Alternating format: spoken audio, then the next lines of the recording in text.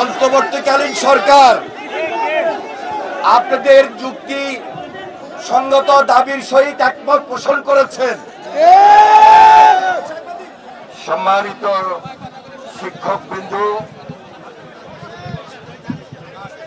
আপনারা এই জাতির গৌরব এবং গর্ব। ইতিমধ্যে আপনাদের এই প্রাণপ্রিয় নেতা আজিজুর রহমান সাহেব,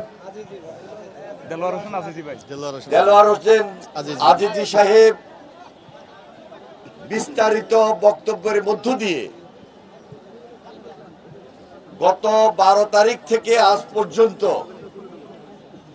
আপনাদের দাবি সম্বলিত কথাবার্তা, আন্দোলনের গতি প্রকৃতি, আবেদন নিবেদন, সরকার এবং রাজনৈতিক দলসমূহকে যে কথাগুলো তুলে ধরেছিলেন তার উপরেই তিনি বক্তব্য রেখেছেন। আমরা সবাই ইতিমধ্যে অবহিত হয়েছি, অবগতও আছি। বাংলাদেশ জাতীয়তাবাদী দল দেশের একটা রাজনৈতিক দল এবং দায়িত্বশীল রাজনৈতিক দল।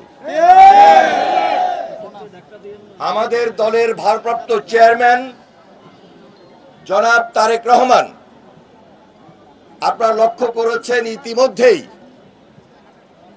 নীতিগতভাবে আপনাদের দাবির প্রতি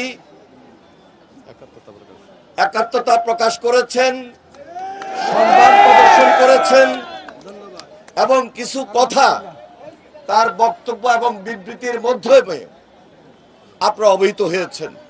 আমরা যে একাত্মতা প্রকাশ করেছি তার মধ্যে শিক্ষকদের ন্যায্য দাবি, চাকরির সুবিধা, রাষ্ট্রীয় নিরাপত্তা, এই বিষয়টিকে আমরা সবচেয়ে বেশি গুরুত্ব দিয়েছি। আপনাদের যে একটা সামাজিক মর্যাদা রয়েছে, এই মর্যাদাটিকে আমরা যথেষ্ট অনুভব করেছি এবং গুরুত্ব প্রদান করেছি।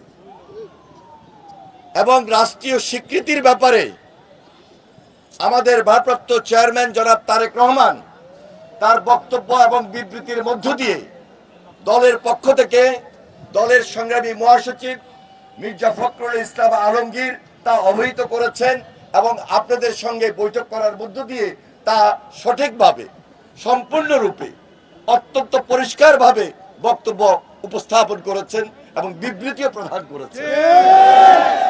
শিক্ষার আধুনিকরণের জন্য আপনারা যথেষ্ট শ্রম দিচ্ছেন, কষ্ট করছেন এবং এই শিক্ষাকে, এই জাতিকে উন্নত শিখরে নিয়ে যাওয়ার জন্য আপনাদের আপ্রাণ চেষ্টা রয়েছে। আপনারা আমাদের শিক্ষাগুরু, আমরাও আপনাদের সঙ্গে আজকে আমাদের দলের পক্ষ থেকে একাত্মতা প্রকাশ করলাম। অন্তর্বর্তীকালীন সরকার আপনাদের যুক্তি সঙ্গত দাবির সহিত একমত পোষণ করেছেন,